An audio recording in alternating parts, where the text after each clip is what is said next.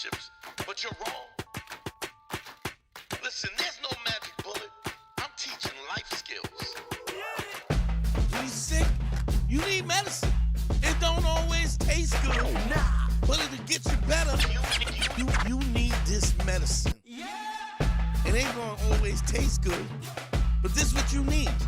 Men and women, bottom line, we need to have the conversation. Your partner wants to give up control, but only if you know how to drive.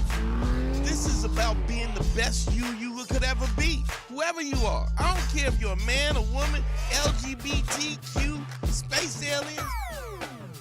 I'll save anybody. I don't care. I'll teach a hedgehog how to have a threesome. What do you mean by that? Look, you don't have to listen to me, but you're wrong. Listen, I know I'm great. And I know you're thinking, Dante, there's no way I could be like you. But you could be me, you know why? Because you know who I was? Before I was me, I was you. Man School 202. Better hear what I've got to say because you won't get it again. I'm not an alpha male. I'm not a beta male either. I'm just a better man. Well, put your happiness first, because if you don't, they won't. Yo. WDD, what we're trying to do. Revolution Podcast. I am excited. What's up, my people? What's up, my people? If I'm sounding good, let me hear you in the chat. Let me get a thumbs up in the chat. Please give me a thumbs up in the chat if y'all hearing good. All right, cool. Phone lines is up. We ready to rock and roll. I'm excited. Happy Sunday. Sorry I'm running late, y'all. But I think I'm going to start doing it a little bit later. So shout out to Liben Rivera, Rock, Insane One, and Sinscope Bane. Shout out to y'all for coming in early in the building. If you're sounding good, give me a thumbs up in the chat. That's all I'm asking. Just want to make sure we're good to go. We're streaming on YouTube, Facebook, Twitter, and Instagram. Anybody in the building? Abzi, Vihar, shout out to y'all. Thanks for the thumbs up, for looking out, making sure we get this thing right. Phone lines are open, 929-269-4922. Just wanted to start off by saying, I was talking to a few people, and a lot of the people who I've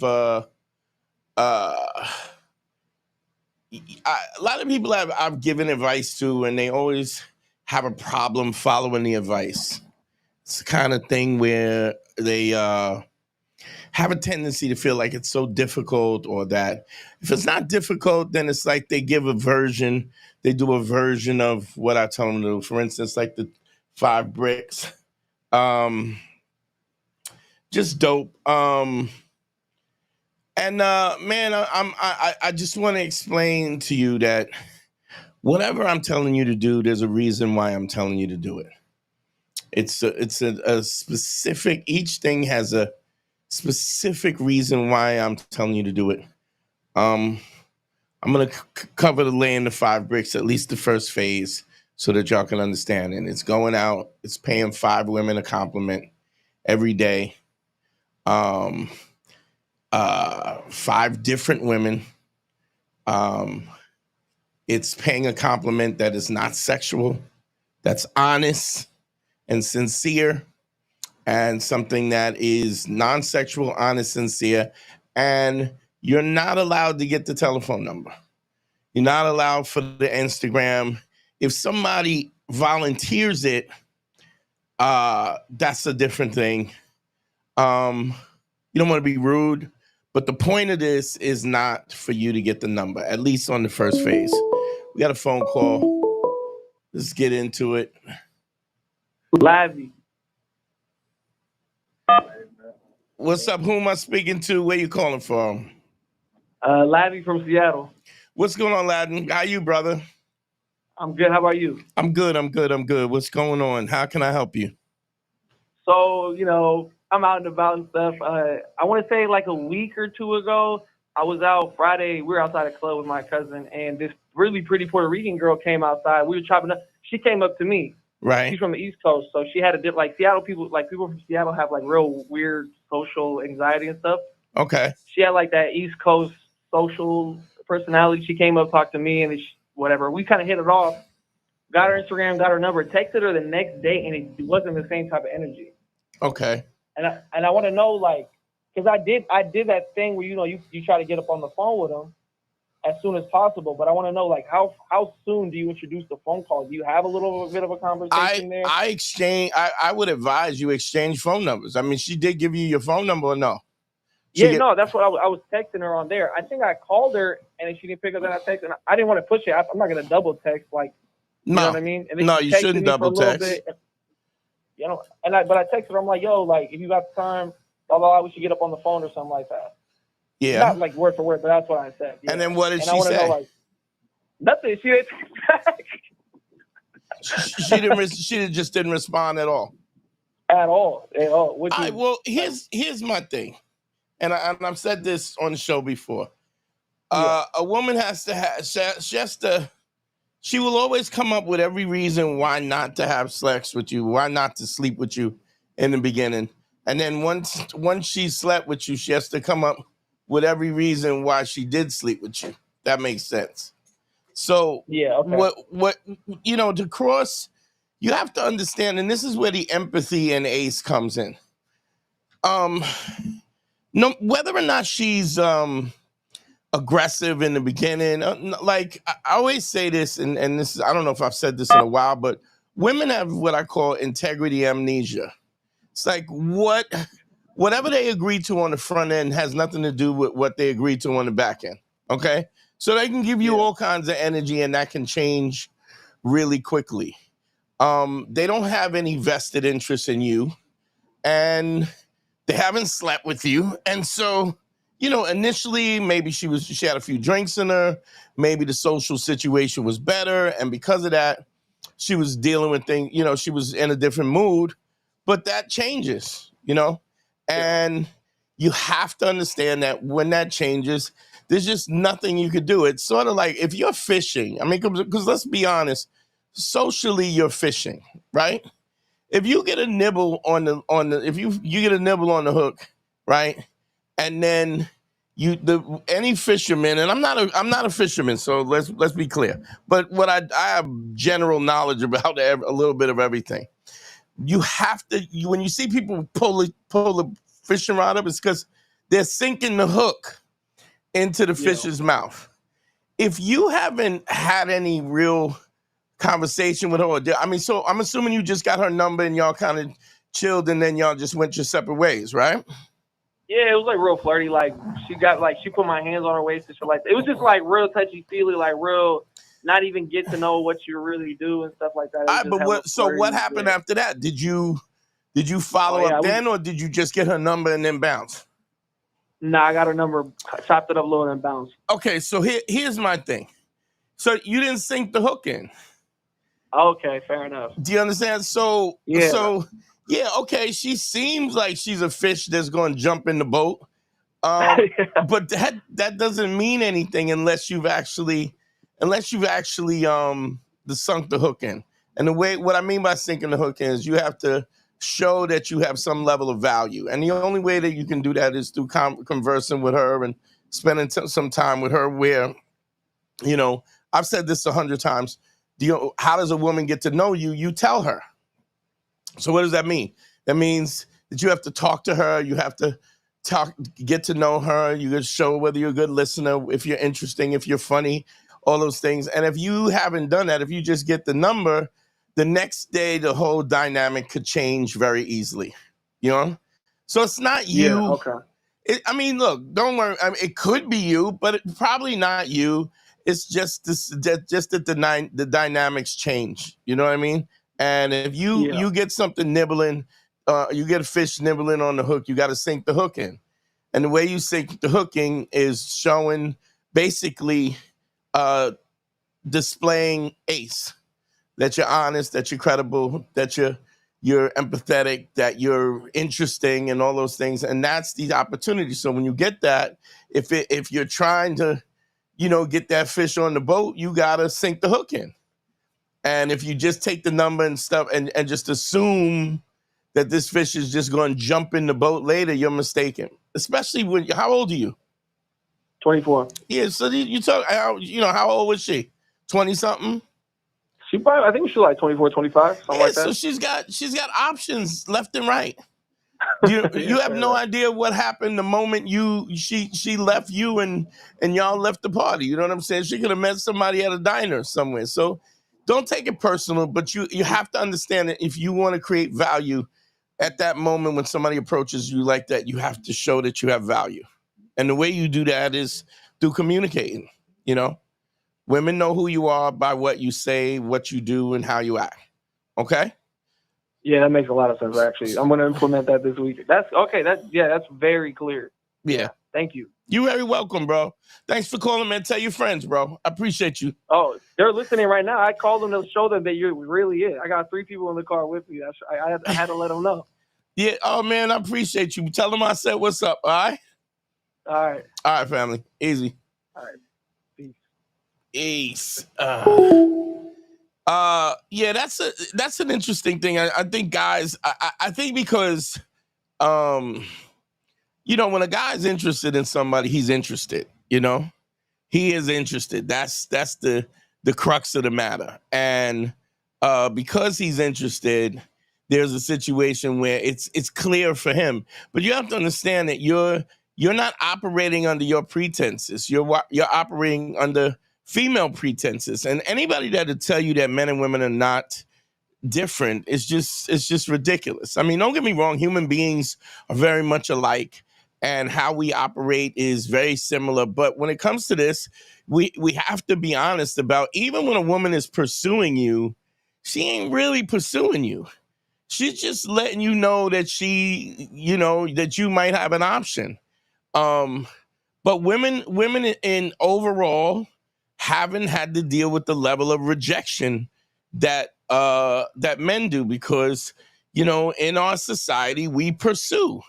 I mean, there are some women who are aggressive and they come at you, but even when they come at you, it's minimal at best. I've had friends of mine where they, like, even Harry told me his girl, when she was like, I was just throwing it at you, I was throwing the ass at you, and he's like, well, what are you talking about? And she was like, well, I said hi on Instagram. Now, to her, that is putting it all on the line. But to him, it's like, okay, she said hi back, It's just, they feel they're not accustomed to the rejection that we are, and that's just part of that's the way the makeup is. It doesn't change. I mean, as much as we talk about feminism and this and that and the other, yeah, and even when you see where you got some rich dude or some famous dude and women are going at him, even that ain't aggressive. It ain't aggressive like a dude's going at it. We are clear about what we want, because we have to be, because not being clear denotes a certain level of insecurity. So you have to be clear, you have to be concise, and you have to be forward. If you're not, then and even if you're vetting her, that needs to be clear as well. Like, if you're talking to her and you're asking her questions and you're getting to know her, which is what you should do, you got to vet her and find out who she is, because everybody doesn't deserve to be with you, just like every woman won't allow you access. So be clear about that. That you should be in a situation where just because she's attractive doesn't mean she gets a buy-in. Because she's attractive is the thing that sucks you in, and you go, okay, this might be a possible situation that I might want to get into, but you still got to vet that. Because you have people, there's bad human beings. I mean, what happens if a girl comes in your house, takes your envelopes from your mail or something, get your address, your first and last name, and then she's into fraud or something like that, or gets into your bank account? Or what happens if she has an STD? I mean, there's endless things that would take a beautiful girl and discount her for an actual social option that we don't even think about simply because she's attractive, and because we're so accustomed to being rejected, we just allow this to happen. It's not a good thing, but we have to get out of that mindset. When you are practicing ACE, it gives you value, and everybody doesn't deserve your time or energy. Real quick, the call-in numbers, phone lines are open. Call in 929-269-4922. Phone lines are open. I'm asking and answering anything like we always do. We're going to do a quick hour and 15 minutes. We'll get out of here.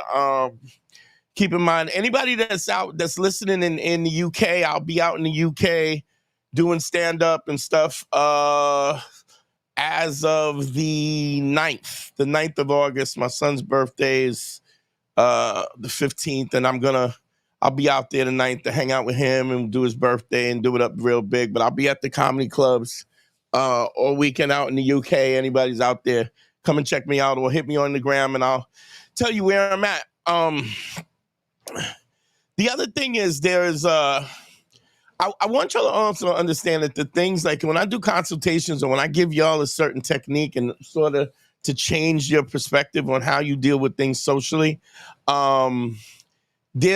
everything is worked out in real specifics. Super, super, super specific. And there's a reason why I tell you to do just the things that you should do, because it accomplishes a certain thing. Let's say, for instance, a guy, and the phone lines are open, you'll call in and I'll get back to this, but 929-269-4922. The thing is that there are multiple things that we're trying to accomplish that keeps you from being a viable social choice. And those things are very specific. Number one, you got to be confident. Number two, you got to exhibit value. Number three, you have to be honest. Number four, you have to be credible. Number five, you have to, when you're approaching, your approach can't be transactional. The analogy that I use a lot of times is that if we meet at a bar and you ask me what I do, and then I tell you, hey, I'm a relationship guru and I help guys out with their social engagement, and then somebody goes, oh man, really? What do you do? And I explain the format, right? And I'm asked what I do. It's very different than if I'm soliciting somebody. Think about this. If you own a business and somebody, you get a call from your secretary and the secretary says, oh, there's a man here to see you from Amalgamated Paper.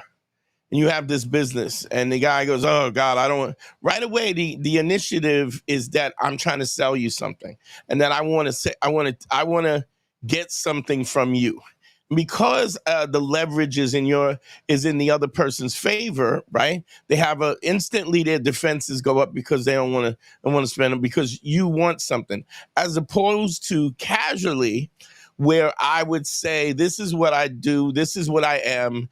And because this is what I am and what I do, the person goes, oh, wow, I could really use somebody. I mean, this is something that I need paper. I have a business and I hate my paper guy now. So I'm going to, let's talk about this. And I go, yeah, sure. If you want, I'll give you a call on Monday and then we can talk about prices. Maybe I can give you a better price than you already got. And if I can do that, then you understand that the business transaction or just the social transaction is happening without a leverage.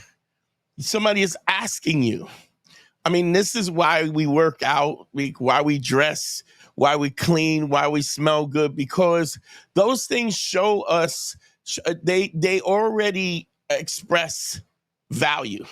Value before we get there. If you're just like, when we look at women look at us, and if we're in shape and we're attractive, or if we walk confidently and we dress nice and we're clean up and down and all this stuff, it's those things are precursors to attraction. And so when she's attracted to you, that doesn't mean you're going to get her. It just means that you've passed the first threshold, which is that initial, do I have a physical attraction to the person? But it goes beyond that. Now, even if they don't have a a physical attraction to you, right? The great thing about women is women, they're attracted to more than just your physical looks. They could be. I mean, I remember when Jay-Z started blowing up and everybody was, oh, he's sexy. And what they were talking about was his sex appeal, his confidence, his the way he moved was sexy. Where a lot of people would have assumed, I've heard this several times, the guys say that, Jay-Z looks like Joe Camel, right? But all of a sudden, and people will say it's the money. I'm not going to say it's not the money, because the money is the thing that gives him the confidence. But let's be honest, the first time I saw Jay-Z, even saw an interview, this was before he was a megastar, he had a swag. He was very clear and concise about what his direction was, what he wanted to accomplish, what his thoughts were. I mean, I'm quite sure he got older, but he always had that swag. And so, it's more to it than that. It's a lot more to it than that. So when I give you that first step of laying the 5 bricks, that it seems like a very simple thing to do. Real quick, 929-269-4922. Phone lines are open. It really seems like a very simple thing to do that doesn't matter, but it really does matter. It matters because it teaches multiple skills that you need to do to be a viable social choice. Number one, I've said this, I'm gonna start from scratch because I haven't really talked about this. But the first thing we have to understand is that you have to remove the approach anxiety, something that I say all the time, which is emotion. You can't have emotion have a seat at the table. What that means is you can't have the anxiousness or the fear of rejection. And the only way that you overcome the fear of rejection, you got to understand that here's something that's interesting. Fear exists between the time that an opportunity is presented to you and how long it takes you to access that opportunity. So let me explain. You see a girl, she's attractive. You like her. You want to talk to her. The longer you take to talk to her, the more unlikely you are to talk to her, because the soon as that opportunity is presented, when you don't access that opportunity, right, and you sit back and you waiting for the right time or whatever, what ultimately happens is your brain starts to work against you. Your low self-esteem will tell you you're not worthy, and what if she disrespects you, and what if she rejects you, and what if you're not good enough in this? And so the minute that the fear presents itself, right, the longer you wait, the more the fear happens. So I always think about the idea of old physics term of inertia. Inertia, when things in motion tend to stay in motion, things at rest tend to stay at rest. So the longer you sit still and don't access the opportunity, the bigger the weight sinks into the sand so that you can't move, until the fear literally paralyzes where you can't make you can't take a step forward because of that. So you want to access those opportunities as quickly as possible. And that's what the whole point of laying the 5 bricks is. Laying the 5 bricks is to go out and to force yourself to do stuff that you wouldn't normally do. Let's talk about the fear a little bit. The approach in fear comes from the fact that you are afraid of being rejected. And a lot of times in our mind, we create this imaginary scenario of what's going to happen. She's going to curse me out. Maybe she's going to call the cops. She's going to accuse me of and none of that happens. Anybody who has done my plan, done consultations with me and gone through the process to the point where they've gotten more success, those things have never happened. So your worst case scenario is never the situation. It's never the thing that actually happens. So if you just pay a compliment, and you're not looking for something in return. You're not looking to get a number. You're not looking to get laid. You're just exalting yourself to say, this to this particular woman, I am observing you. I see you, and I see this thing that I find attractive, and I make this declaration of what I think is attractive or beautiful or is worthy of taking notice of. Now, if you're honest, right, you're probably going to find something that she's worked for. This is why it's not a sexual thing. It's not, oh, you look beautiful, because to be honest, beautiful people didn't earn their beauty. They're beautiful because their mother and father had sex. That's the only reason why they're beautiful. But when you talk about somebody being stylish or somebody having a certain energy or the way they put their clothes together or the fact that they've worked out excessively, when you pay a compliment to that, what you're doing is you're complimenting something that is actually, that somebody's actually worked at. So think of the mindset of that you are complimenting something that this person had to have put time, energy, and dedication to. So when you give the compliment, you're not just complimenting, "Ooh, you got a fat ass, you got big titties." What you're saying is, I see you. I see that you are disciplined. I see that you take time to do this. I see the art, even if in fashion, if you're complimenting her clothes or her makeup or her hair or something, I see that you have taste, that this is well thought out. That's what you're complimenting. You're not just complimenting the thing. What you're complimenting is the action. So there's a big difference. And even as a man, you can see that if you're working out and somebody says, "Man, you looking weight, man, you really getting lean," that compliment resonates on a higher level because you know that you're working. You know that you're eating egg whites and avocado. You know that you're depriving yourself. You know that you're getting up early in the morning to go run. You're making sure your cardio, you're watching your diet. And so what the person is really acknowledging is not your body per se, but they're acknowledging your character. So this goes back to ACE all over again. ACE is authenticity, credibility, and empathy.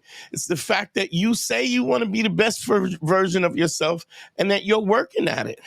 How are you working at it? I'm eating better. I'm exercising. I'm reading. I'm traveling. I'm exposing myself so that I'm a fuller person. So I'm a better person. I'm a more interesting person. So if that is the scope of what makes you interested and somebody compliments it, it automatically it resonates with me in a better way. Why? Because it's something that I worked at. When you say if somebody's 7'2" and you say they're tall, that's not a compliment. Saying you're tall to somebody 7 foot is not a compliment. It's an acknowledgement of the truth. To the same token, if you tell a woman she's attractive and she's beautiful, I mean, and when we talk about this, I mean, beauty's in the eye of the beholder, but it ain't really. Beauty directly relates to symmetry, facial symmetry, and body balance, and so on and so forth. And so, I mean, I'm quite sure you can have preferences to that.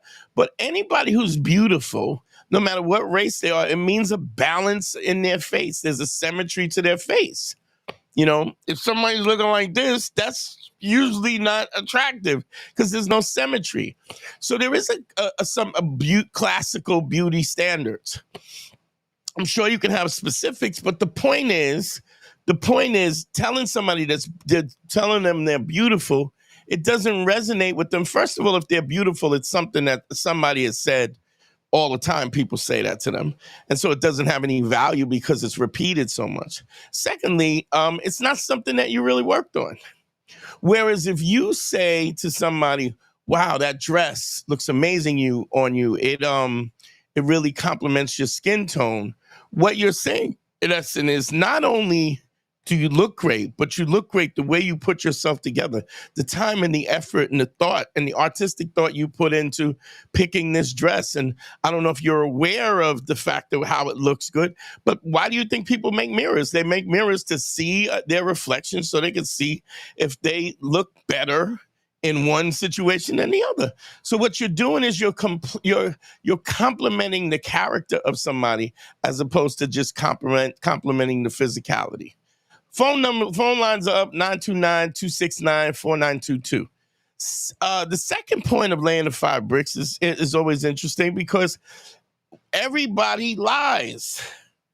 Everybody lies. Everybody lies. Every consultation I've ever done, every guy lies on some extent. Understand this.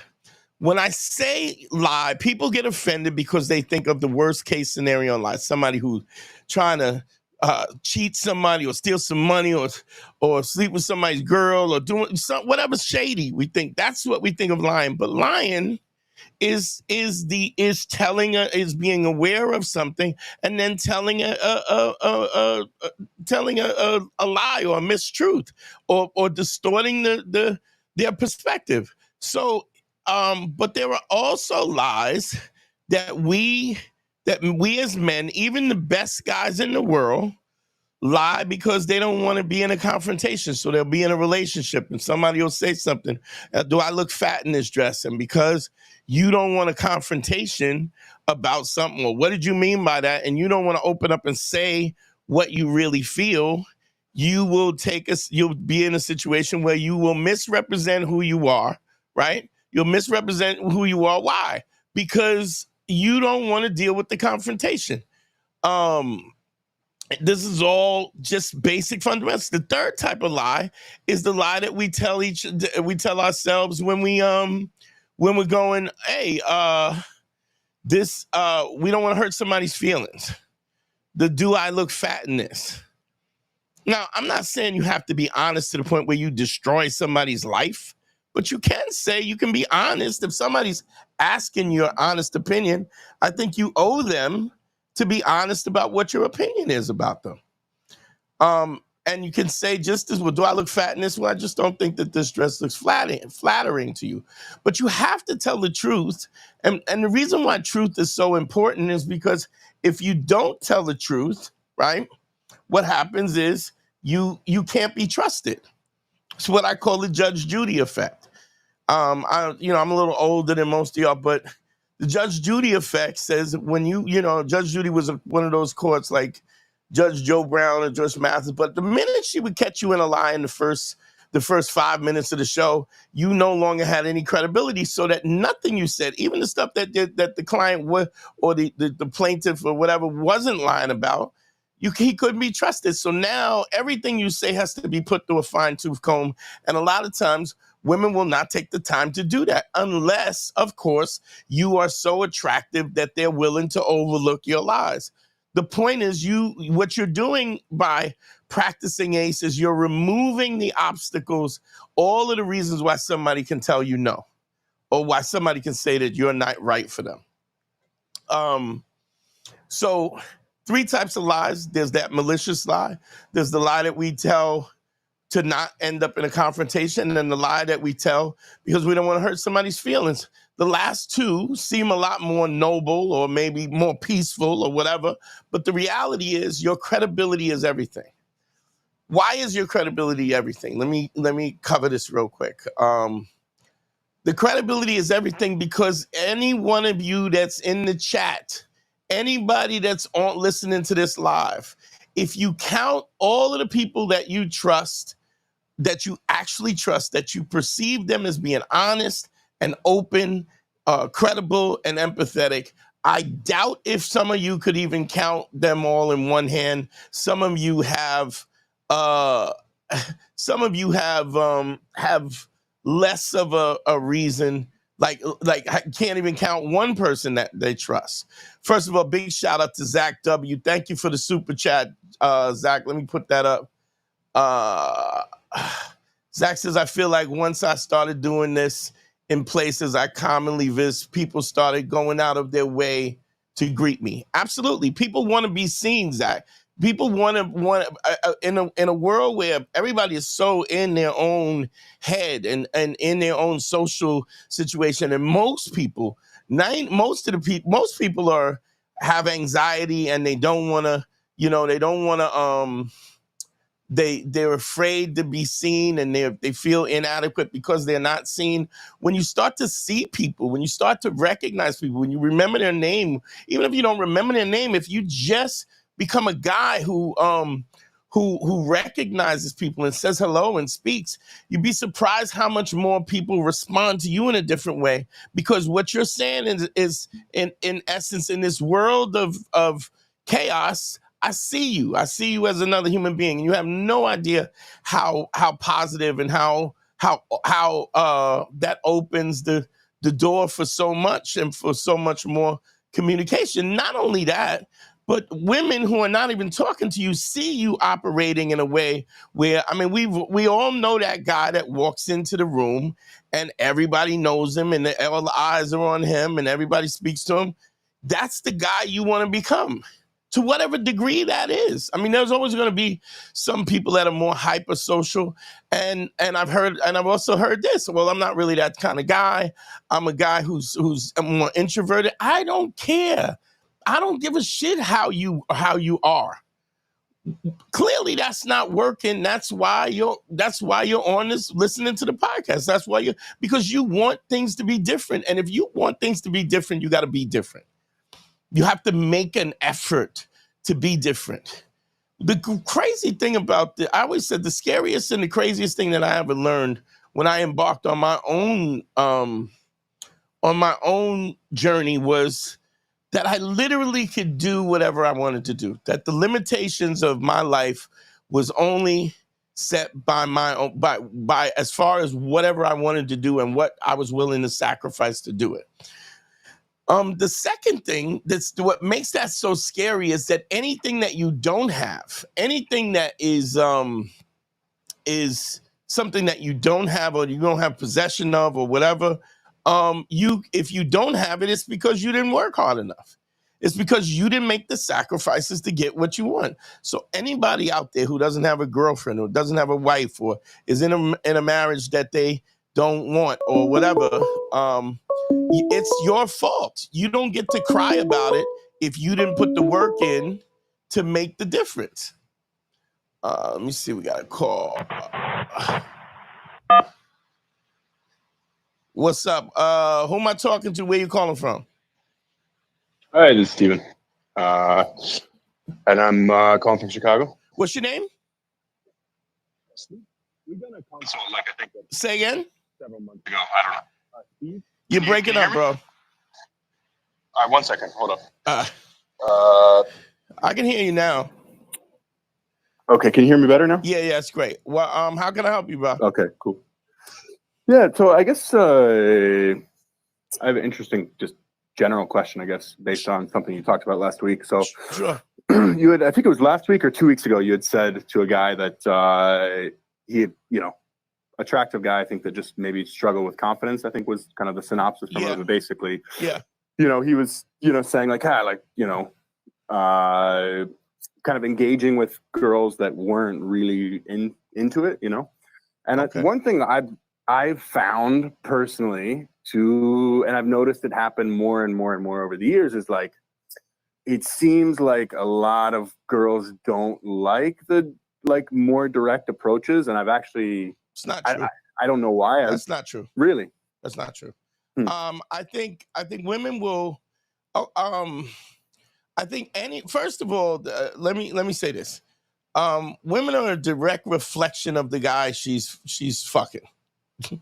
So if whatever we are, and I would say that about men as well. I mean, whenever we are in a situation where we're accustomed to things operating in a certain way, people are uncomfortable when things are different. But if you are confident about what you're doing, and you're confident about your value, I mean, sure, there's going to be women that are going to be spooked, but everybody's not going to like you.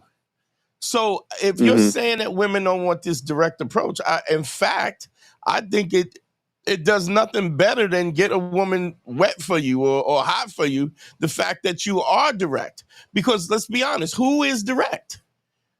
Like, guys screw around and they're so scary and they're so beta now that they won't even say what they want to say or do what they want to do, and they're not honest about who they are. And when they are that way, what you're saying is that I don't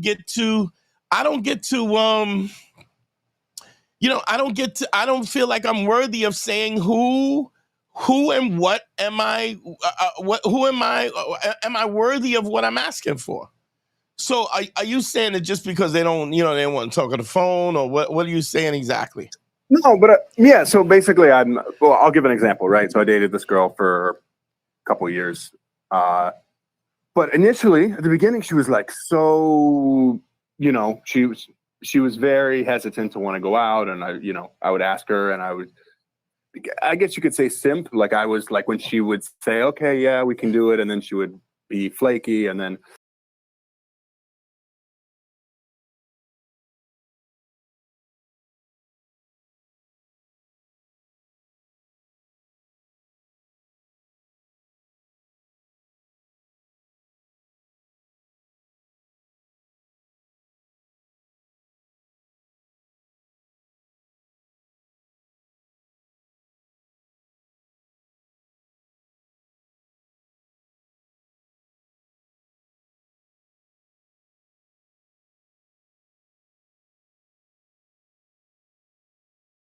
And that funny thing is, that's happened a few times. Girls don't really have an answer. When I've gone out with them, they really like what they see when they get to know me, basically. Okay, and well, I'm a good-looking guy and everything, but they don't have an answer for why not. Yeah. But why? I don't understand why you're asking. Listen, here's something that I think you're overcomplicating. And if you're asking a woman to explain her emotions, now here's something, and I'll even go in. I know where you're going. It's a ridiculous thing to do. First of all, here's the difference. If I ask you, if you're in a situation where this chick, you go to talk to a girl and she doesn't respond to you, she doesn't turn, she doesn't respond, she doesn't acknowledge you, right? And I ask you, how does that feel? You, as a man, you'll tell me exactly. It's embarrassing. Here's the difference in how women think differently. Women have to create the scenario, right? Put themselves in the scenario, and then they have to explain what they were feeling at the time when it was happening. If they can't do that, they're not going to be able to tell you. They're not going to give you an answer. And then you got to ask really specific questions about what were you feeling? What did that feel like? What does that mean? Because what they're doing is they're busy being. See, I always say this: never ask a woman her advice on relationships. And the reason why is you don't ask the deer how to hunt deer. You ask the hunter, right? Yeah, of course. The reason why, because the deer is just being. It's not, if you can't ask a deer, what does it feel like to be a deer, right? You gotta ask the hunter, how does the deer respond to loud noises or smells or this or that, whatever it is. So it's an observer. So after the fact, if you're asking her to articulate what she was feeling at the time, the only way she can do that is if you're asking leading questions so that you can evoke the emotion, right? So that she can describe the emotion in real time. Now, let me, since we're talking about this, has just hit my mind that this is a crazy gem. So this is why, if you take a girl out and you go to an amusement park and she likes rides and she likes the thrill of rides, this is the bonding that you have with her, is because she starts to associate the excitement of the amusement park, the rides, the this, the that, the other, to you specifically, because it's emotionally it's linked together. Men don't really do that. I mean, we do that on long term when we're pair bonding, but for the most part, we don't do that. Men tend to be a lot more pragmatic about emotions. So when you're asking her, what does she mean by that? Or why did you do that? She's already moved past that. So you Yeah. asking either you're gonna have to take her back to that emotional place, and then go on that ride with her, or go on that question her while she's feeling that emotion. This is it's almost a sales technique. You know what I mean? I don't know if you ever bought a new car, but a salesman will tell you, what would it take me? He says, a man, you would look great in this car. Something like this, this car right here, your car right here.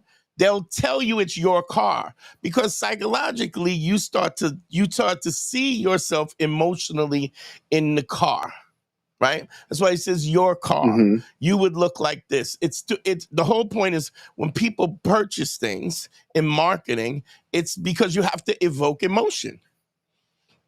If you're not Yeah. invoking I think emotion, then you don't. There's no connection to it. You know. I get your point too. I mean, especially, it's like when you ask a girl, like, "Hey, why did you even date that guy?" And they I never don't have a know. reason. They're just Right. like, "I don't know, there was something." But a guy always has a reason. He's like, she was great in bed or whatever, But I think the reason why it's so, let this me is, go ahead, let me give you one real but quick because I want to yeah, give you go this. for it. I'm giving the gems away while they're hitting me. The same token is hmm once you're in a conversation with her, right? And you ask her what she does, right? And she says, "Oh, I work this," hmm and then you go, "Well, I'm curious. What would you, if you could have any job you want to do? What would that be?" And she'll tell you what her dream is, and then you ask her, how would it make you feel to do that job, right? And what she will do hmm is she will emotionally go into the place of where she's having, it's almost like a dreamlike state where she's going, "Oh, this is how I would feel," and then she can explain it to you. But when you're asking these questions, you're evoking emotion with her by the questions you ask. And so when people say, how do I when I could meet a girl, I could break the ice, but it's hard for me to maintain the conversation. What you have to understand is that if you're trying to be with somebody in a physical way, right, then shouldn't you hmm be trying to get to know them? So the questions and the conversation you're having is for the purpose of a dossier. I don't know if you ever seen them. You ever watch serial killer documentaries or something and they do a profile? When you're talking to a girl, you should be making you should be creating a file, a dossier, if you hmm will. Because if if let's say for instance she's allergic to shellfish, and then you get her Yeah. out on a date, and then you take her to a seafood spot, like you've screwed the date up. hmm Women want you to know what to do. They want, any woman will tell you that they don't want you to lead, right? It's crap. They want you to Yeah. lead. They want you to be to direct the situation. Now, the degree in which a woman wants you to leave goes from one, it varies from girl to girl, but they absolutely want you to lead, but they want you to show them that you are worthy of the control. They'll relinquish the control if you're worthy of it. If you're not worthy of it, then it's like getting on it. I don't know if you ever take an Uber and the guy can't pull into traffic. And, hmm and you're like, "Well, I Yeah. don't feel good about." You're like, "I don't feel good about this at all." Whereas Yeah. I don't know if you ever gone to, like, I've gone to the airport, jumped in the car, and I was late for my flight, or almost late for my flight. And when somebody's doing it, like they getting it, like they in the car dipping and hmm sitting, you like, "Oh, I'm in good health." The woman wants you to make her feel as though that you're worthy of her relinquishing the control. But I do want to ask you, what was the question you were going to ask? Yeah. No. The question that I had for you. Yeah. I mean, that was the question I had was kind of off topic of this. It was a little bit different, but we can jump into it if you have time, if you have a second. Go ahead. I'm with you. I mean, I just, a lot of things were hitting me all at once, and I got a lot of stuff in my head, and I'm trying to give out the information as quickly as possible as it comes to me. So, I mean, hit me. Go ahead. Let's go. Yeah, I got it. So basically, yeah, I mean, this might, I think I know the answer, but maybe I'm just being a pussy Good. about this. But yeah, so basically I met this girl at this club, whatever. We hit it off, went home with her. And then we kind of made plans. We were messaging back and forth throughout the week, like to meet up again. But our schedules didn't align. Now, did you smash? And then, did you do smash or no? Yeah, we did. Yeah, we did. Okay. Yeah. But schedules didn't align, and then I happened to run into her at another bar or club or whatever at the next weekend, and saw her again, and yeah, same thing. Went home with her, and then but we had made plans on that was a Saturday. We made plans like on Sunday afternoon to meet. And basically it was really weird when she left in the morning. She like left in a huff. I have no idea what I did. I mean, to be fair, I was drinking a little bit. So was she, of course.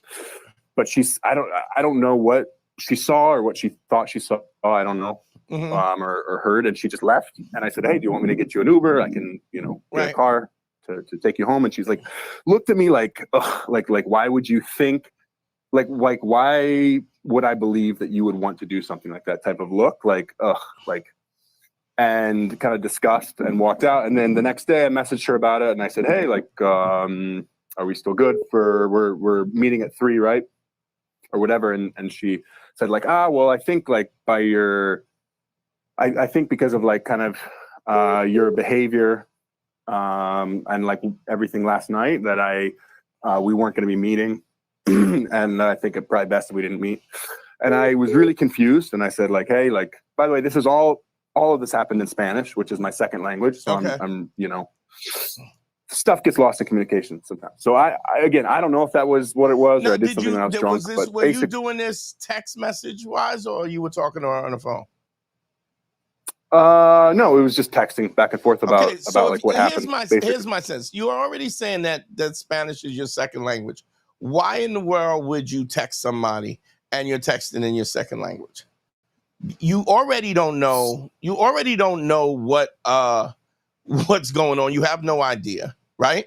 Clearly, you're not a bad dude because you were trying to get her an Uber, right? Now she's saying, "Well, I figured with your behavior." And you got to get on the phone. Like, you got to get on the phone. You got to go, "Listen, what's wrong? What's wrong?" Because I have no idea what you're talking about, right? So what happens a lot of times, people get, your ego is a huge thing.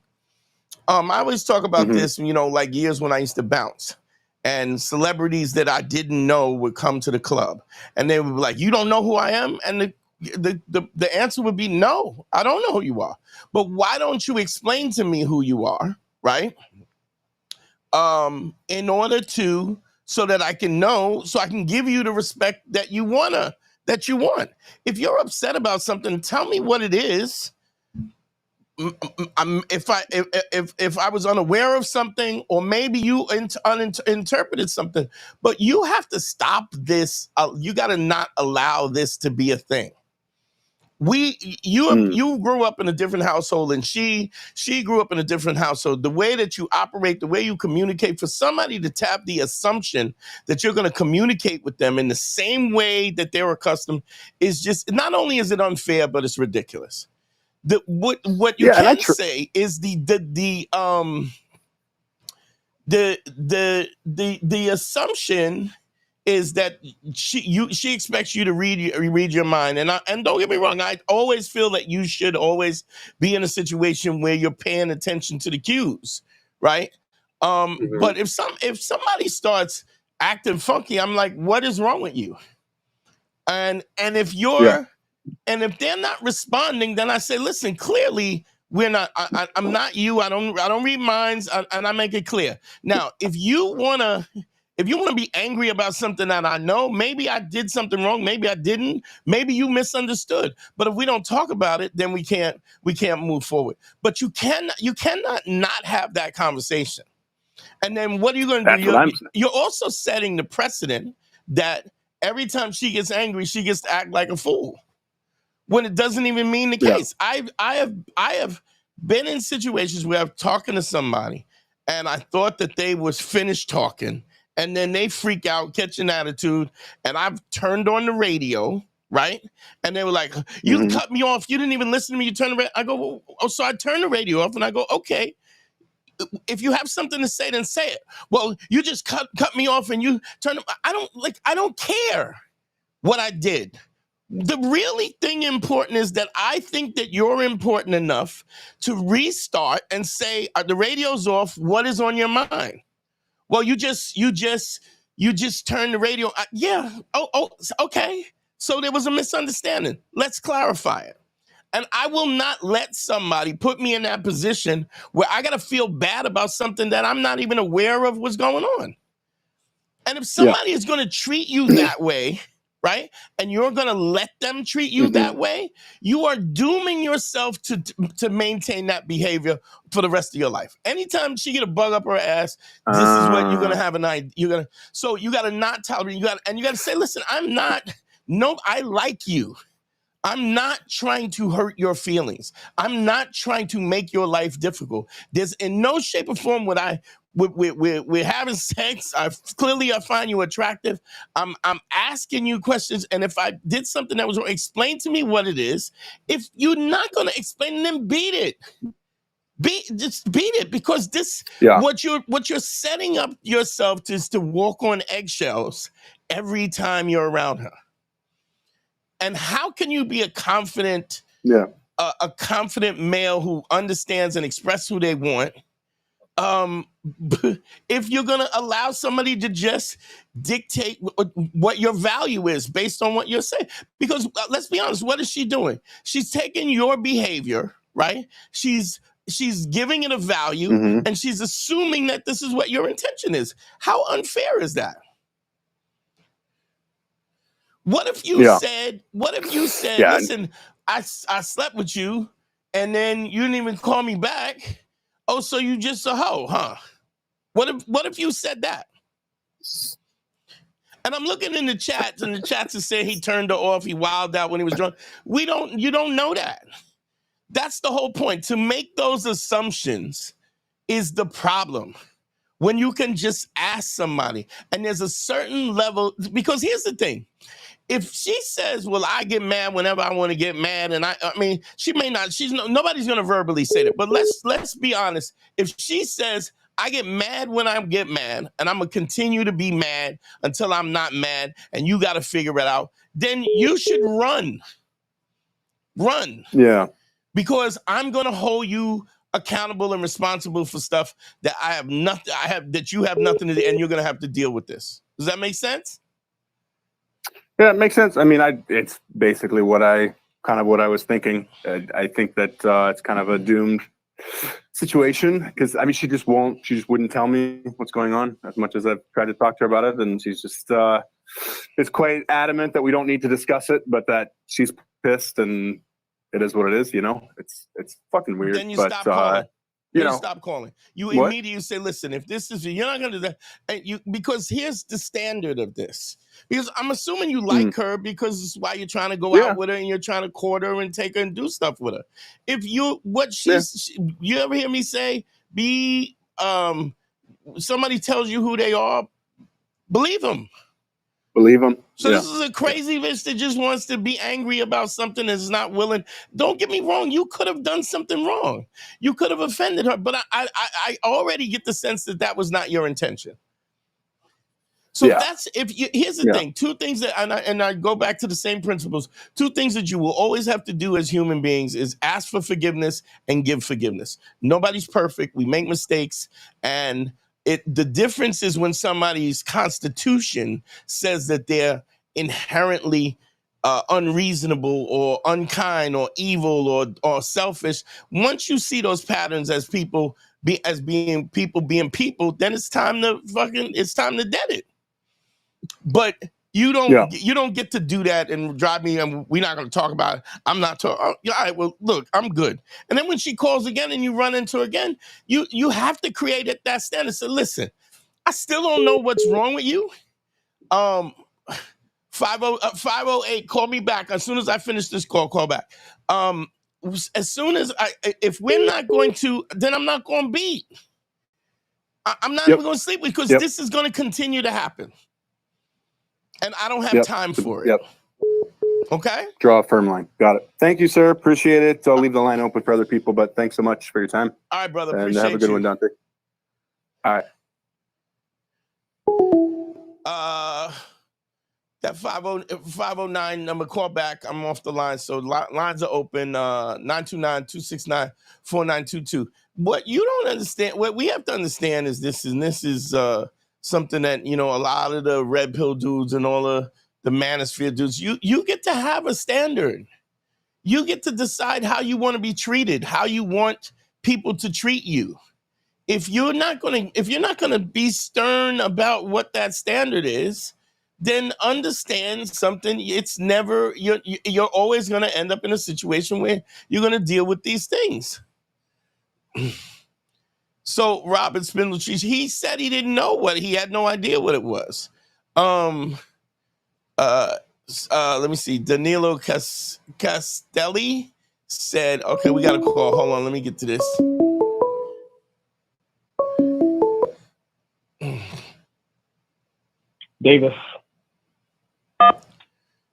Davis, where you calling from, bro? Chicago. Chicago. What's going on, bro? How can I help you? Yeah, so I had a question about this so this girl I was dating. We just went on our like third date, and during the date, I made like a comment. It was kind of like a joke.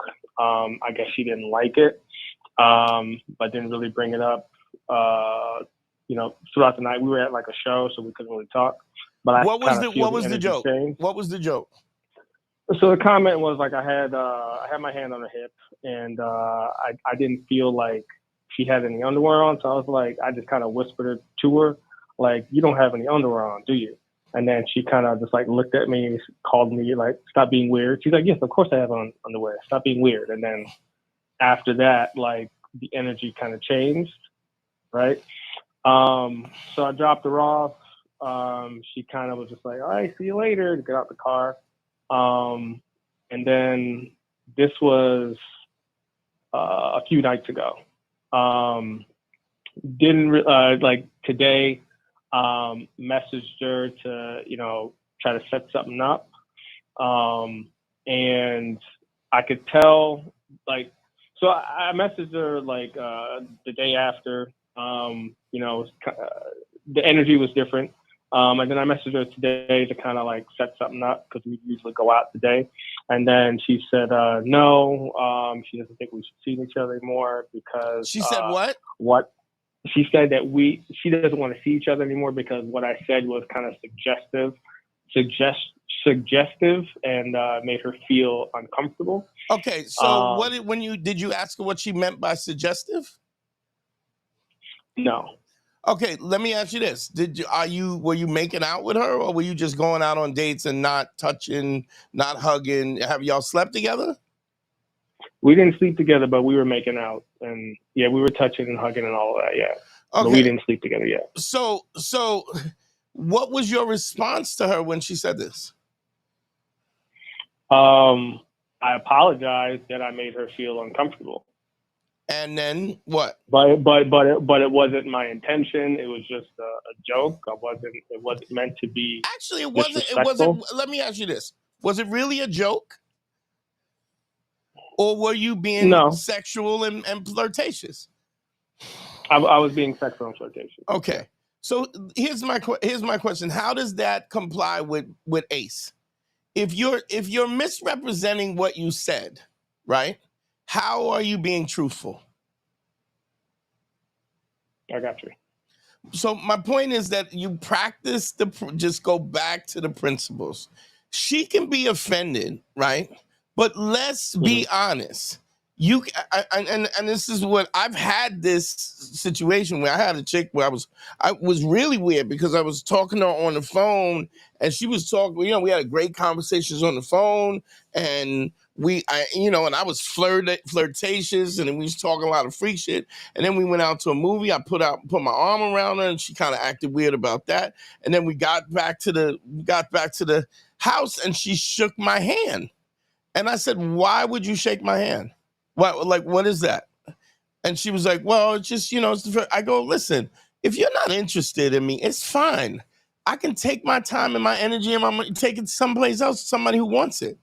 But this is the absurdness of the fact that you're being sexual to somebody who you're attracted to you, that you're hoping is on the same page as you, right?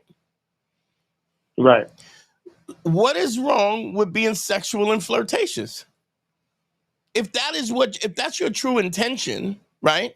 And she's expecting because here's the thing, this is how you end up married without getting your dick sucked. Because you have somebody who's a prude.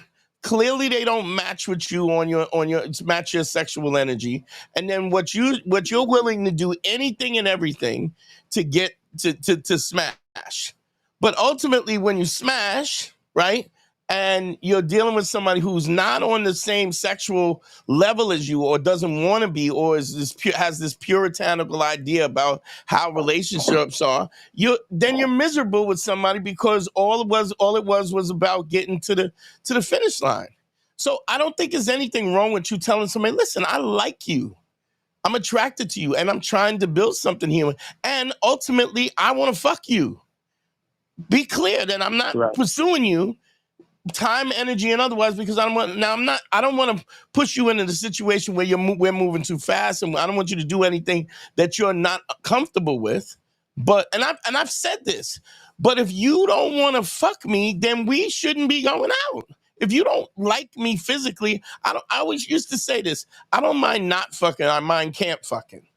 What that means is I don't mind the fact that you may not be ready or may not feel comfortable enough to take that step with me at this moment. But if your intention is to get to know me, be comfortable, ultimately for the relationship to end on a sexual level, and if that's what my intention is, somebody is not on the same page with you, or thinks that or they don't think they like you, then get rid of them. But I'm going to ask, yo, you don't like me? It's cool. It's cool. I'll just go get somebody. That's why you lay the bricks. That's why you lay the bricks, so that you have options, so that you're not in a situation where you're willing to put up with anything a woman wants to give you. Whatever crumbs she wants to throw from the table, you're willing to take it because you have no options. Correct? Do you have other girls that you're dating? No. And that is why. Because you're not laying the 5 bricks, because you're not being social, because you're not getting numbers, because you don't have options. And so when you approach this situation with a lack of confidence, because this is like you being there's a show on Netflix called Alone. Every time they cast a line, it's like, if they don't get a fish, right, they don't eat. You have to be in a situation where you have an abundance of options so that you can be yourself, and then you can find the person that you really want, because you're not willing to put up any crap that anybody wants to put you through. It's not fair, because you got to believe that her standards of what she wants, she's going to be clear about what you look like, what you do, how you do it, how you operate. She's going to make sure that all her boxes are checked. You got to do the same. And if it comes to a situation where y'all are not on the same page, you can ghost her. I don't say ghost, but just say, look, if you're not into this, man, we can go home. It's fine. And if somebody's acting funny, I don't even call back. Because if she goes, okay, goodbye, and then you call back, are we still hooking up or whatever, and she's not talking about it, the minute she's giving you apprehension about, look, we could just not do this. But you have to be in a situation where you're confident enough with what your value is, that if this doesn't work out, you're going to do something else. If you don't spend time with her, you'll spend time with somebody else. You feel what I'm saying? Right. But you have so much stake in this, right? That now you're letting her dictate the tone of this. And don't get me wrong, I'm not saying that you shouldn't be empathetic about you know, what her apprehension, what her concerns are. That's not what I'm saying. What I'm saying is when she can just randomly dictate that she's mad and then won't talk to you about why she's mad or this is why, and you could go, what is wrong with me finding you attractive and wanting this relationship to go ultimately to go to become physical. I like you. I want to sleep with you. I want to kiss you. I want to hug you. I want us to be intimate. I also want us to do things. I want us to go places. If you're not into that, that's fine. But I'm not. Don't waste my time. And when I say that, I say it like this: don't waste. You know what men usually say is, "I don't want to waste your time." I don't give a fuck about your time, because the minute I stop talking to you, whatever the fuck you do is your business. I don't care. You're not my problem anymore.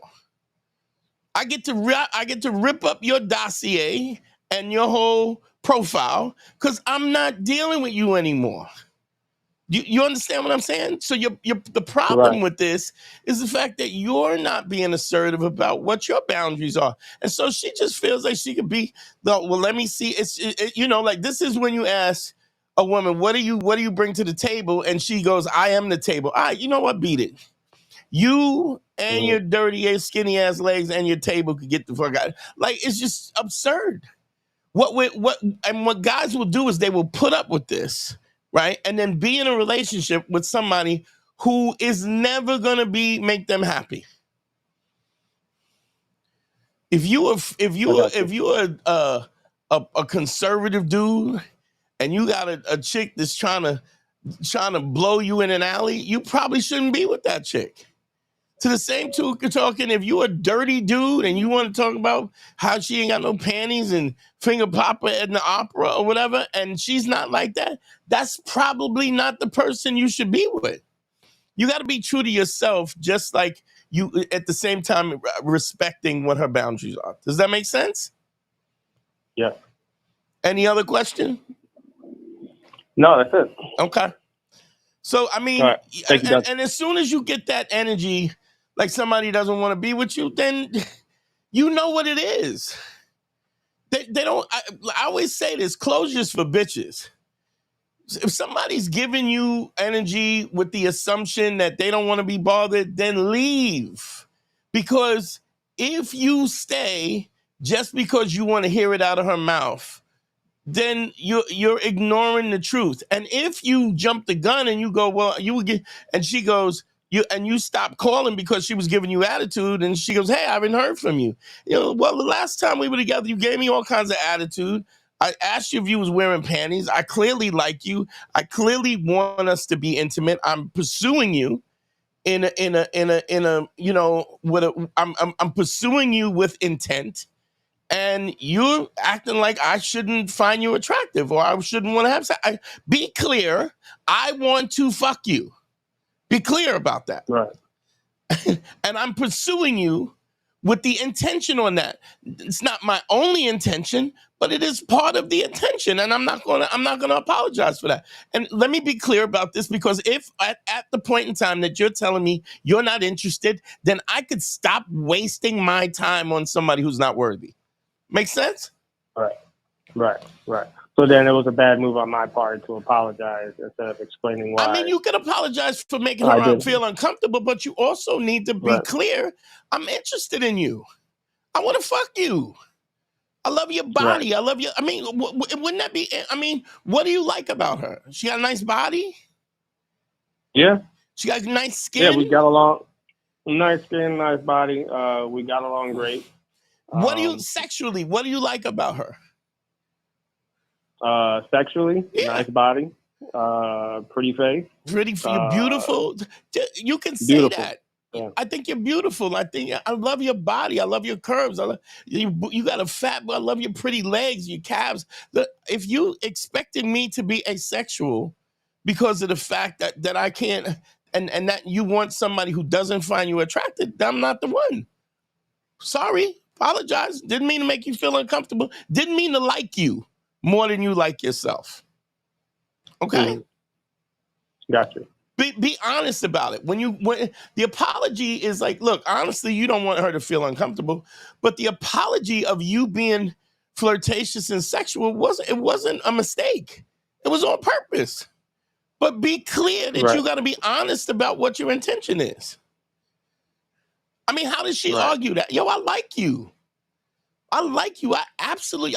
You turn me on. You're sexy. I absolutely want to have sex with you. It's not all I want to do, but I definitely find you attractive in that way, in an intimate way. And my intention is to move this, and for us to get closer and be intimate and do things together. And let's see where it goes. If that's not where your head is at, you know what? Then I can keep my money, my time, and my energy in my pocket. Right. How can you not respect that? You know? No, you're right. All right. I appreciate you calling, bro. Thank you. That's it. Later. Phone lines are open. Let me go through some of these comments because I see y'all are in the chat going at it. The Wired Christians, I will not be the reason why you leave. You're going to be the reason. What you call it? Put that up. The Wired Christian. Let's see. I'm confused by why he didn't say what he did. He didn't know what he did. That was the point. He said that he told her that he asked her was she wearing panties, and then she got mad. And here's the thing, even with Robert Spindletree, you said, and here's this, he says, and he must not be aware of it. He's not saying something. Well, here's the point, Robert, that you can't, you don't always know what it is. I mean, women sometimes expect you to be mind reader. And I mean, look, don't get me wrong. If you're paying attention, there's a lot of things that you're going to see and you're going to hear. The reality is, again, I want to say this again. Two things you will always have to do is give forgiveness and ask for forgiveness. Any woman, man, or otherwise, anybody who's listening who expects you to be perfect is unreasonable at the base level. They're being unreasonable. Danilo Castelli said if he had done something wrong, she would have told him exactly what he did. If she's vague, it's because she knows she has no argument based on logic and facts. I think you're giving them more attention than they deserve. I think a lot of times emotionally, the women feel what they feel, and emotionally they just can't really explain it. What's your name? Who am I talking to? Andrew from Massachusetts. What's going on, Andrew? Dante? How are you doing? How can I help you, brother? Good, man. Good. First of all, your show is going to blow up one day. It's entertaining. It's informative. I love it, man. It's good. I appreciate it, man. The word. Thank you. Yeah. So out of a long-term relationship, it was about 6 months ago. It was actually like a couple weeks ago, a few weeks ago, you were talking about there was that guy who was married to the doctor, all that, you know, how he felt like this. Yeah. Placeholder. I don't know, like a pawn. Yeah, a placeholder for all her hopes and dreams. Yeah. Yeah. So it kind of felt like towards the end of mine, it felt like that. Very transactional. Right. It was horrible. Right. And so anyways, I'm back out there now. I dated, a few girls, kind of just hooking up for a while, and then I ran into one. And I guess she seems very chill, laid back.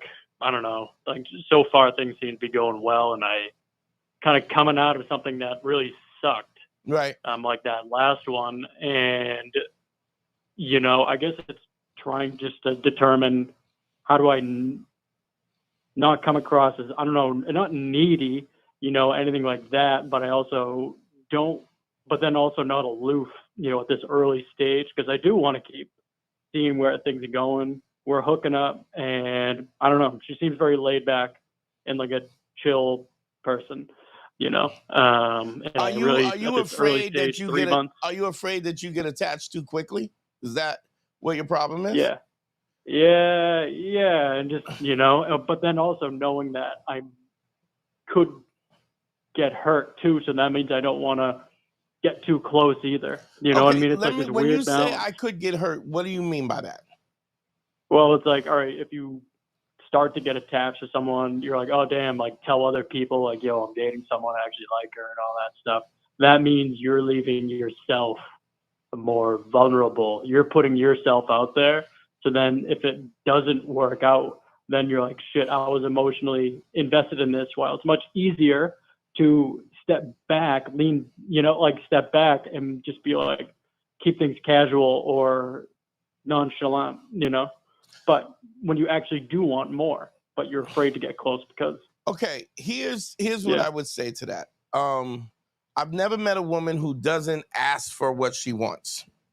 Never in the history of my life. When a woman wants a relationship, she will ask for a relationship. As soon as she starts liking you and she goes, I don't know what are we doing?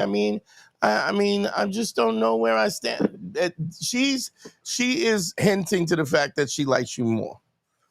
Right. Yeah. But when you say I'm putting myself out there, right? You have to understand that when you are working at being the best version of yourself, right? Mm-hmm. You are bringing value to somebody else's life, right? A lot of times people don't always know, they're not smart enough, or they're not emotionally or intimately mature enough to see that somebody is bringing value to their life. To the same token, right? Sometimes I've talked about this on the last live, how you find people who their intention is toxicity. They are accustomed to being toxic. They come from toxic households. And when you're treating them better than they deserve to be treated, more than they seem to be worth, that they even feel that they're worth, what happens is they get to the point where they sabotage the relationship because you like me so much. It's like, I don't think I know I ain't shit. So if you like me more than I like me, right? Then there must be something wrong with you. There's an old saying, it says, I would never be part of a club that would have me as a member, right? But that speaks to her self-esteem. The fact that she doesn't think she has value, because if you're bringing value to her life, right? Then in your mind, why would you not want that? But everybody doesn't want that. There are women who absolutely want toxic relationships. Okay? So that's the first thing. Yeah. The second thing is you got to be true to who you are. If you're practicing ACE, you be authentic about who you are. You be authentic and credible and empathetic, right? And just because you like somebody the way you like them, there's also the possibility that she don't like you as much, and she doesn't see you as a viable entity. But all that means, that's not you putting yourself out there. What let me see if I can put this in a way that you can understand it. Have you ever done a puzzle? Yeah. Okay. Yeah. You know how you pick a puzzle up and you think that there's two pieces that fit together, but they don't fit together, right? You don't throw the puzzle away because you made an attempt and the piece that you thought would fit doesn't fit. What do? You grab another piece. You look for other pieces. Right. Yeah. So what you have to understand is that there are unique and specific standards of what you think you want in a relationship. And you have to define that. And if you are not getting that from somebody, you're not putting yourself out there. You're putting yourself out there to see if there's another puzzle piece that fits you. Because what you want is not necessarily what they want, but you can find whatever you want. This is what I said to guys all the time. If you want a marriage where a respectful marriage where you can keep the spot, I can show you how to do that. If you want to live with two girls and be polyamorous, if you want to get a girl where you swing, you can have that. If you want to, whatever you want, you can have it. Right. You just can't have it with everybody. And so you have to create the skill set that you can find what you want.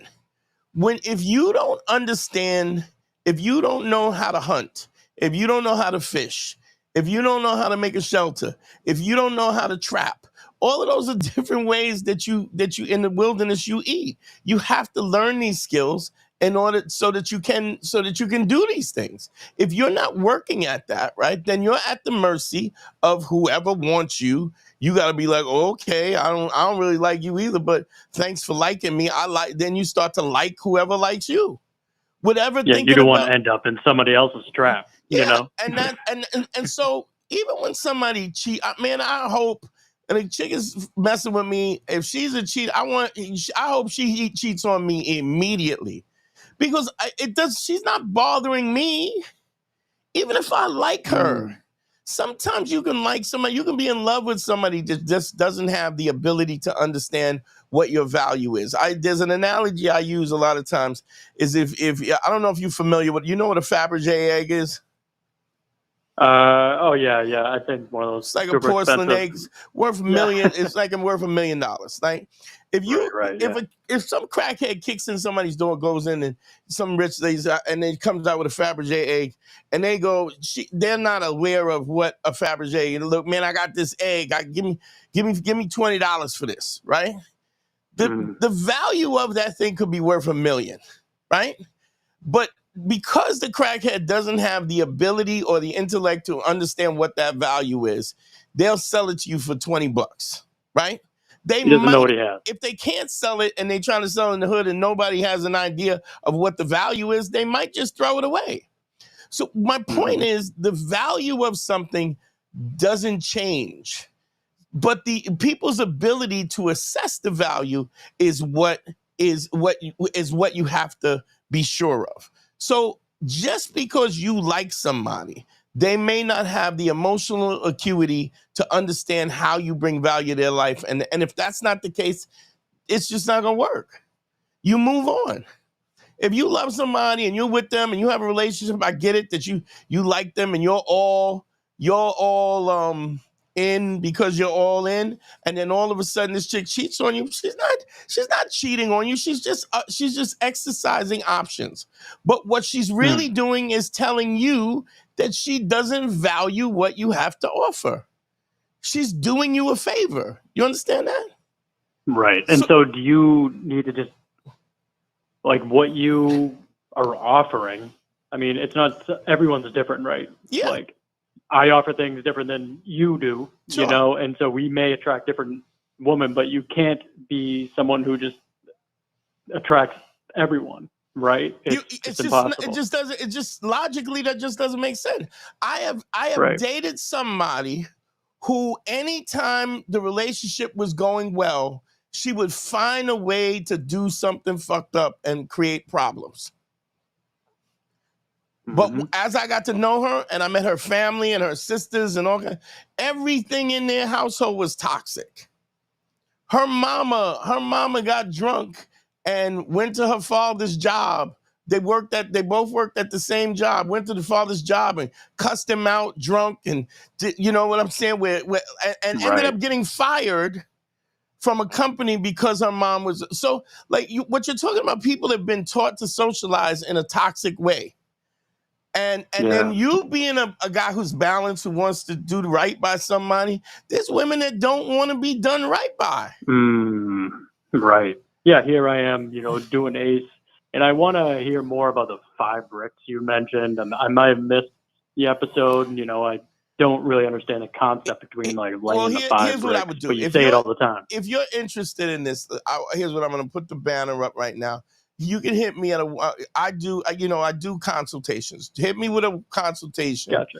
And then I will, man. I explain it all the time, but to be honest, you know, you gotta, even if you understand, I'm getting ready to do an online course, but and I'm developing that right now. But even if you get the online course, gives you the basic fundamentals that you can run. But you'd have to be really exceptional to learn this by yourself without any coaching.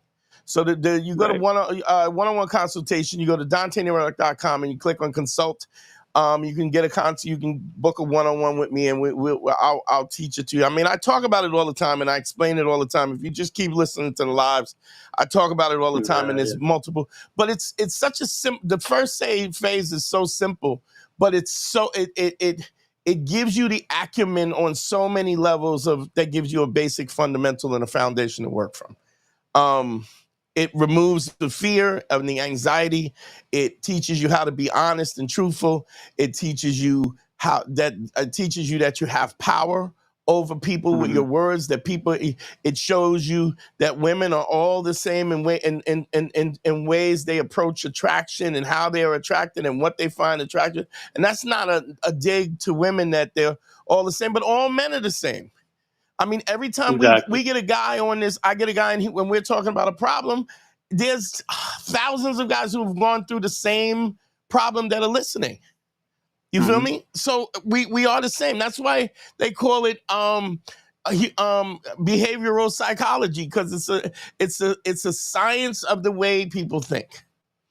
So we are, yes, there are differences and subtleties and nuances, but we all act the same way. And so when you have people who have gone through all kinds of toxic stuff, a lot of times they make an effort to repeat the same patterns. Yeah. So, Yeah, you're wired to think what you saw was, you're wired to maybe just continue what you were conditioned to see as love or whatever. So, right. You know, But you just here's the repeat other that because thing. it's like grooved into you. But right. The same way that you are talking about, oh, this girl cheated on me, you are wired to receive that in a way that, as if it's because of your low self-esteem, you're receiving that in a way that it's something wrong with you. You're receiving it as that I got cheated on. No, you didn't. People get married, they get divorced, relationships happen, people move on, people change their mind, people fall out of love all the time. Don't get me wrong, it can and it does have something to do with who you are, but sometimes people just don't fit. Sometimes time passes and people change. That's just the way it is. You cannot take it personal about the personal way in which you can only give people the value that is capable of, but when you're giving them value, right? You cannot make people stay. Even if you're pimping. No. And this is, people give me a hard time about this. And I'm not talking about people who are like sex trafficking and they're beating up women and putting up, but I'm saying, here's women who prostitute, who sell their bodies, right? They want to do that. I'm not saying that that's their first choice, but in retrospect to what they're doing, the fact that they're making a choice to make their living on their back is a choice. Yeah. Because here's what the thing, we're not even talking, the whole pimp game is not even a thing as much with OnlyFans. Women are pimping themselves out. They're making a choice to show their butthole for money.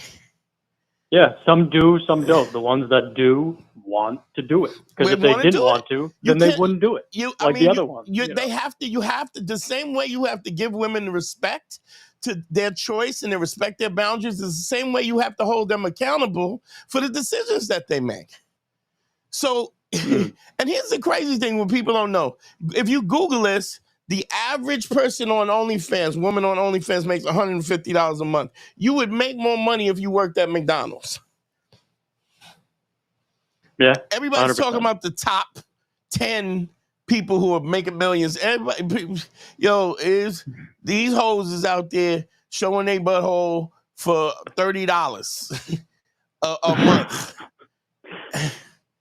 And still choosing that. Yeah, exactly. You can't necessarily put that on your resume. But what I want to say to you is the same way you are receiving the rejection, you can't. You have to understand that everybody doesn't have the same objective.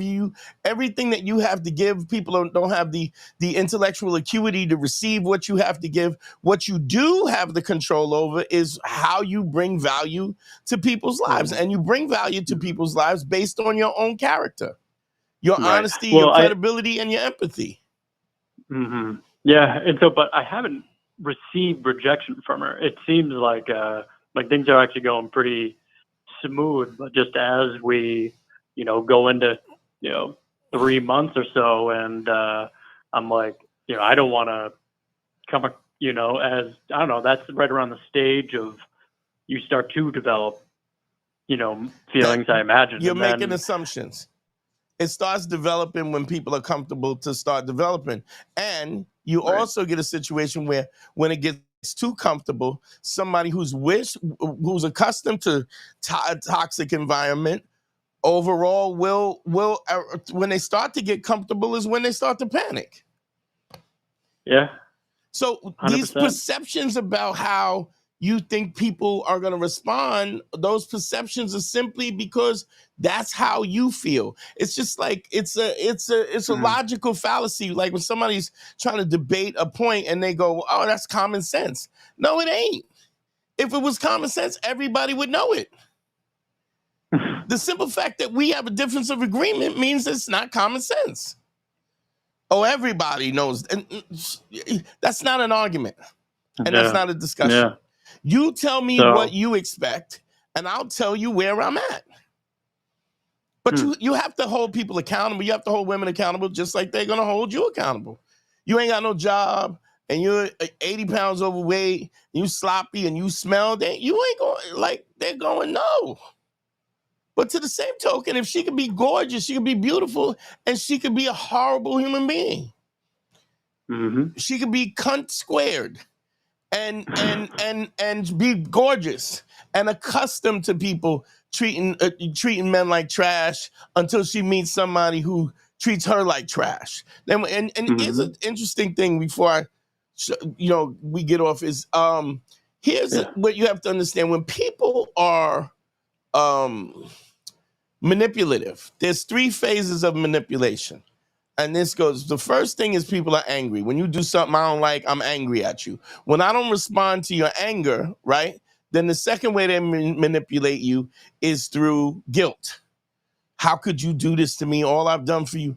And the third way that they manipulate you is through sympathy and through pity.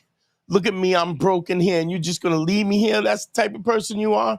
And then when you don't respond to either of those, then they get angry again, and it becomes sickly, and then they're mad at you because you didn't pity them.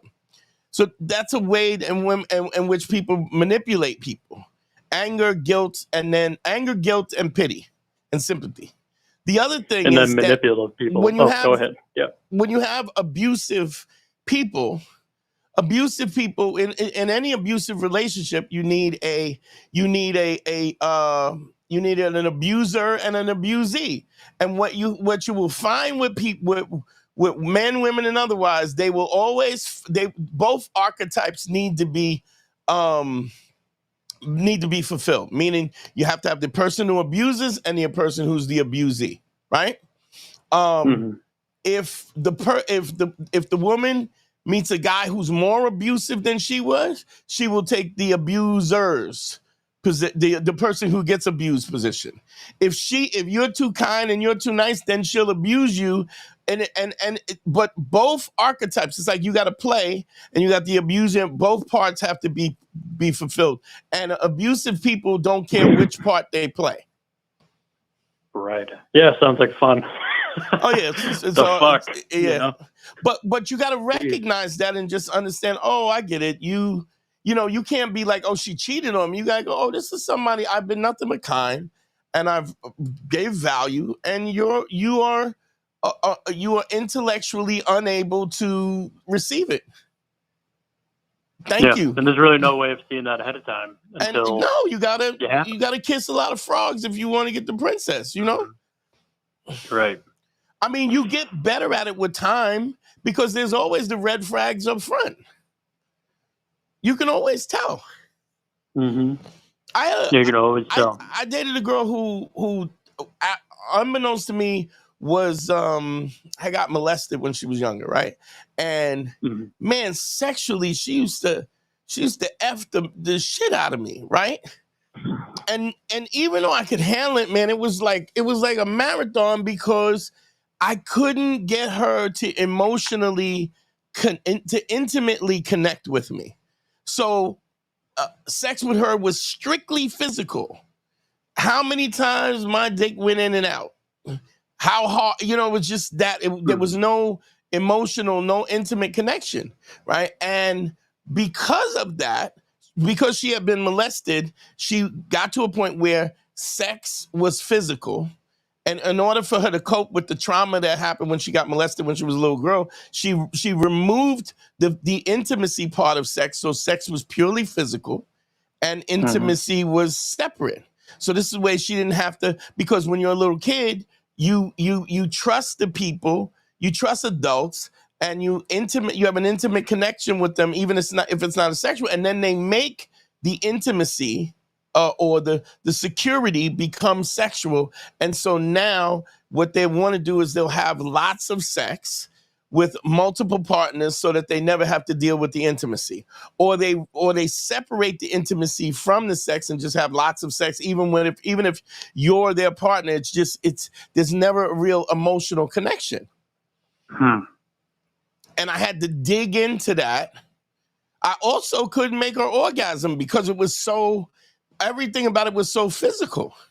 And then we had conversations and I started digging into this trauma and stuff, and I made her feel safer about being with me and that it wasn't her fault that she got molested, because, that's right away kids think that. They think because they got molested, what did I do and what was my fault? Right. And I mean, this was a grown woman. I'm counseling her into the fact that I don't feel a connection and you're not connected, you're not intimately connected to your body.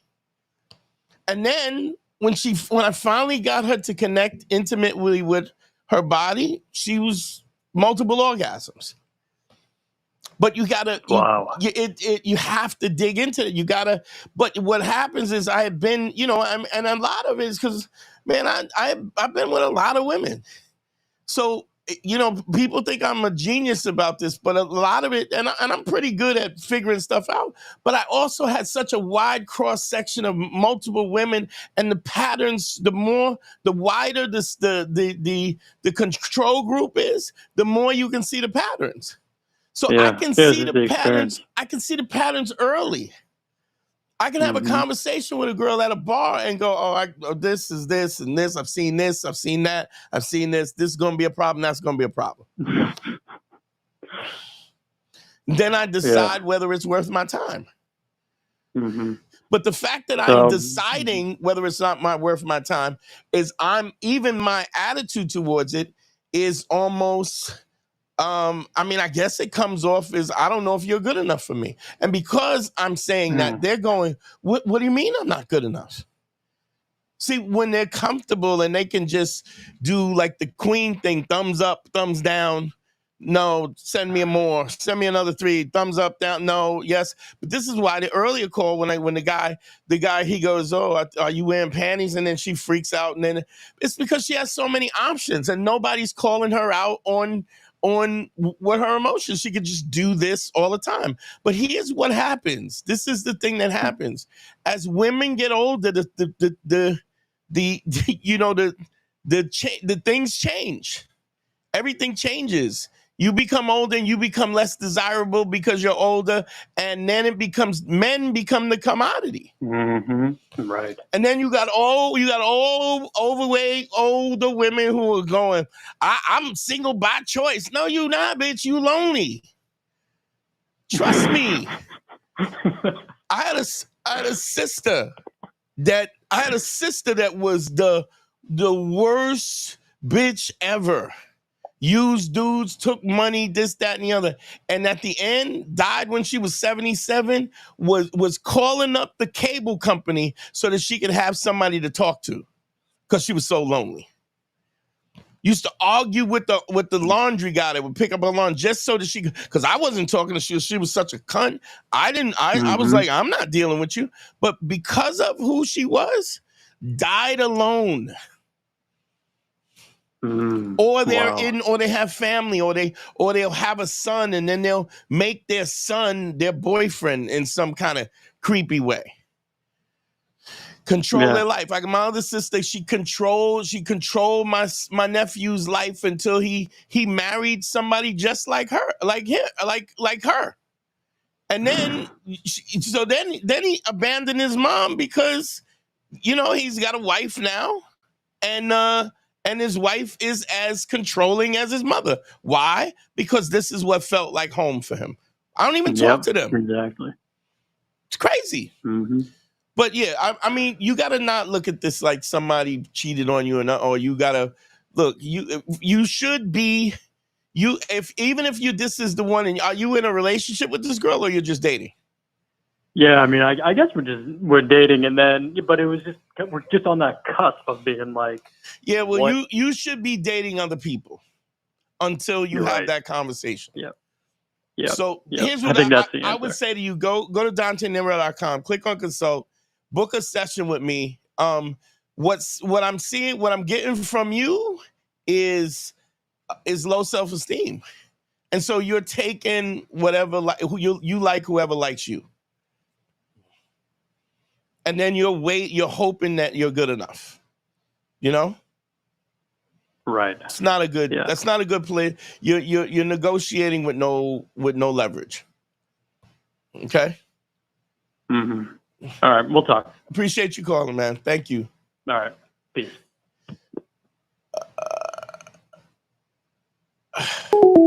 Let me put up the Cash App, please. If y'all like what I'm doing, man, if I've helped y'all, man, hit Cash at me at $ Dante Nero, DanteNero. Don't forget the Patreon, please. Sign up for the Patreon. The Patreon is the thing that the foundation of this is where I'm actually able to kind of pay for the equipment and all the stuff and the editing and stuff and all the stuff that we do. That's at patreon.com/manschool202. Also, I do stuff like explain the 5 bricks, and I explain the technical stuff behind the scenes. And you also can email me directly on the Patreon app.